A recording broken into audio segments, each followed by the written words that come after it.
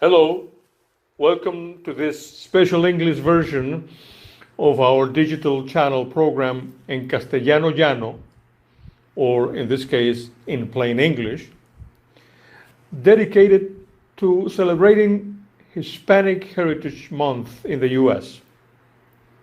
I'm your host, Hugo Pirela, and today we will be talking about that beautiful Caribbean country called the Dominican Republic, or the DR for short. Is it appropriate to speak of the DR in reference to the Hispanic heritage in America? Of course it is.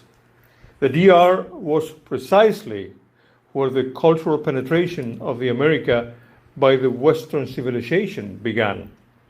And specifically, it was there where the Spanish culture got its first foothold ever on this continent.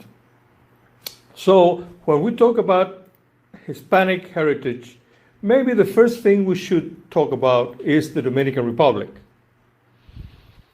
It was not called that then, but the land where the present-day DR is located was where this whole legacy began before the turn of the 16th century. The Española, or Hispaniola, in the ancient Castilian language, that is, the island that the Dominican Republic shares with Haiti, was discovered by Christopher Columbus himself during his very first voyage on December 5 in the year of the Lord 1492. The DR is the second largest and second most populated country among the islands of the Caribbean Sea, only behind Cuba. And many fascinating things distinguish the evolution of this country. For instance, throughout history, it has been given several different names. The original name of the whole island was Quisqueya, given by the Taino Aborigines, which in their language means the mother of all lands. After the arrival of Columbus, the island was baptized Española, or Santo Domingo.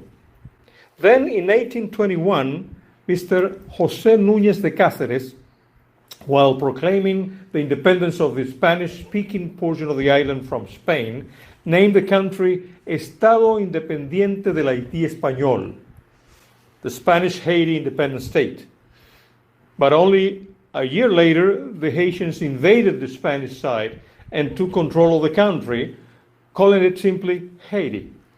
Finally, in 1844, the Dominicans gained independence from Haiti and gave their country its current name, the Dominican Republic. In the same way as with the many names, the country has also had many coats of arms. Throughout the history, a total of 21 different coats of arms are recorded, including the current one.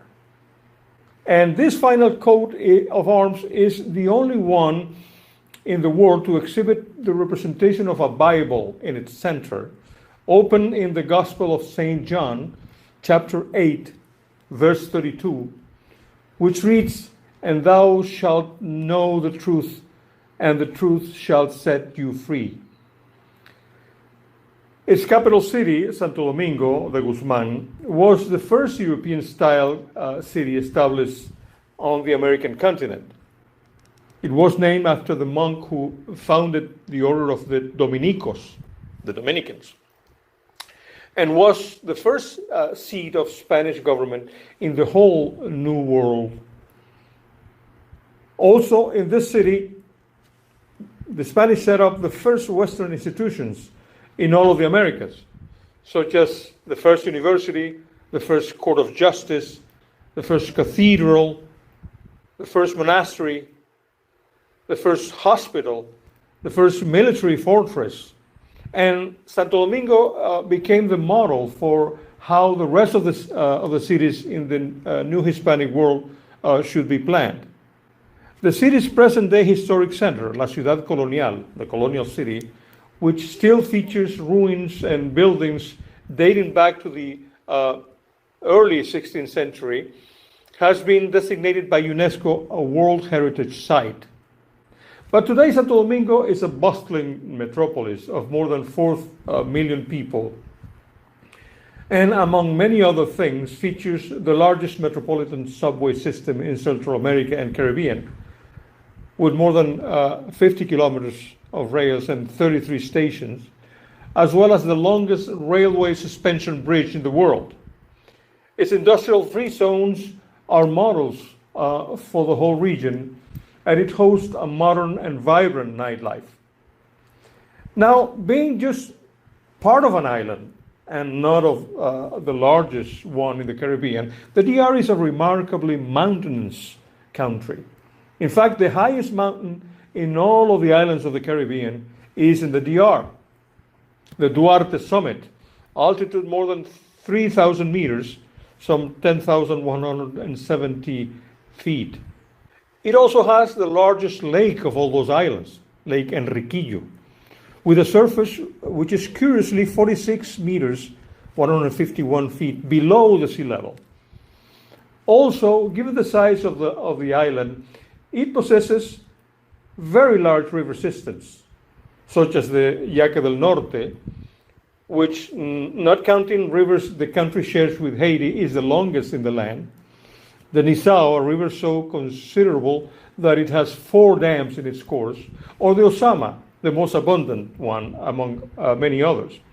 Of the things that most catches my attention on the ecology of this small but impressive nation is that while in other Latin American countries, as well as around the world, the forests and jungles are receding under a relentless commercial exploitation, the DR is one of the few countries that, instead of reducing its forest cover, is expanding it.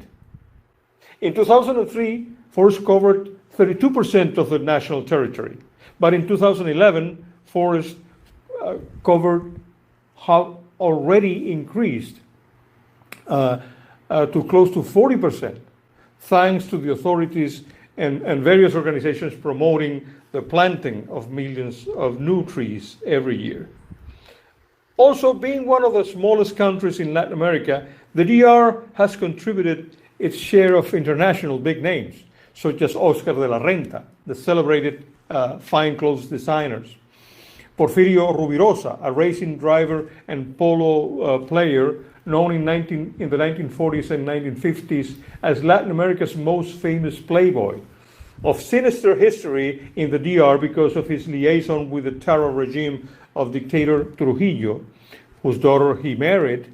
He took advantage of the millions acquired in that union to later lead a life of privilege in the international jet set, where he had love affairs with wealthy ladies like Barbara Hutton, heiress to the Woolworth store empire, and Hollywood stars of the time, such as Kim Novak, Rita Hayworth, and Marilyn Monroe.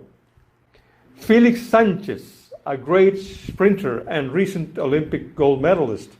Maria Montez, famous Hollywood actress in the 1940s, called the Queen of Technicolor. Zoe Saldana, current Hollywood star, famous for her role in the movie Avatar. Juan Marichal, member of the Major League Hall of Fame. Amelia Vega, Miss Universe 2003. Marco Diaz, the long-distance swimmer who crossed the English Channel and the Gibraltar Strait and swam twice around the Isle of Manhattan. Juan Luis Guerra, cherished musician and arguably the best exponent of modern merengue and bachata. Andres Garcia, film actor and TV star, and of course, David Ortiz, the Big Papi, renowned Major League Baseball player, 10 times All-Star team member. And speaking of baseball, in the DR, this is not just one sport. It is the king of sports and a true national passion. The DR has contributed some of the greatest Latin figures in the history of Major League Baseball, including 3 Hall of Fame members. Dominican teams have, for years, dominated the Caribbean baseball. They have taken the crown 1/3 of the times that the countries of the region have competed in the so-called Serie del Caribe, the Caribbean series.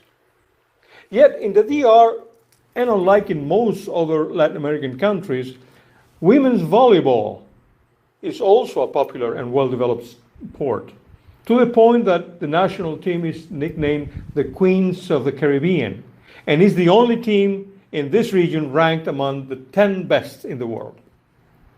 The Dominicans are also, of course, the creators of two unique musical genres, which are among the most popular and representative of Latin American music, bachata and merengue.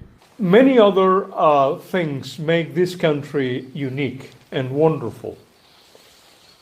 One of the Dominican wonders is, for instance, its amber, that resin of a tree that has been fossilized, that is to say, petrified for millions of years, often trapping in insects and other prehistoric animals inside during the process.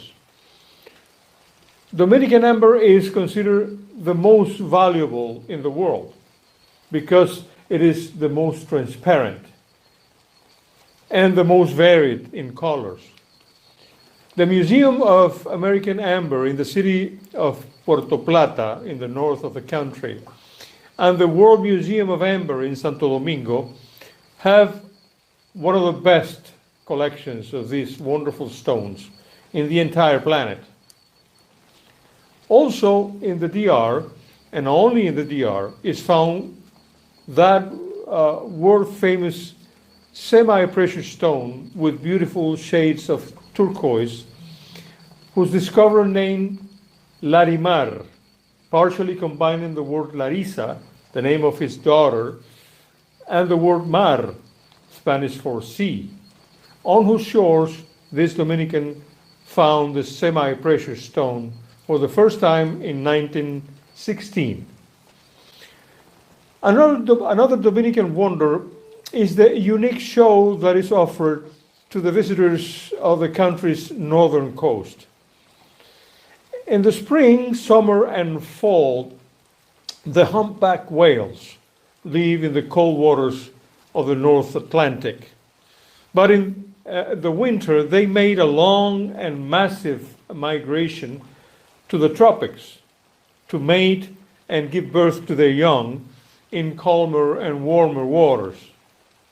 So every year around those days, they arrive in large groups at the Bahia de Samaná, the Samaná Bay, area that, together with the Bank of Silver and the Bank of Christmas, become a sanctuary of marine mammals, extending for about 12,700 square miles, where these beautiful and spectacular giants can be observed very close by in their natural environment. But perhaps the most attractive wonders of this country are its paradisiacal beaches. Mainly on account of those wonders, in a very short time, the DR has become the first tourist destination in the Caribbean and one of the first in all of the Americas. To give you an idea of the tourist explosion, in less than 4 decades, the country went from having 5,000 hotel rooms to about 70,000 today, especially in the DR's splendid world-class resorts, such as those in Punta Cana, Bávaro, and many other wonderful beach destinations. With more than 500 kilometers, some 310 miles of beautiful Caribbean and Atlantic shorelines, the DR features the full range of beaches, from the virgin and remote and removed ones to the most visited and internationally famous. Finally, I cannot end this talk about the Dominican Republic without referring to a terrible episode in its history, but one which nevertheless has put the name of the country on the world map in favor of a cause almost universally recognized as worthy and just in today's global community.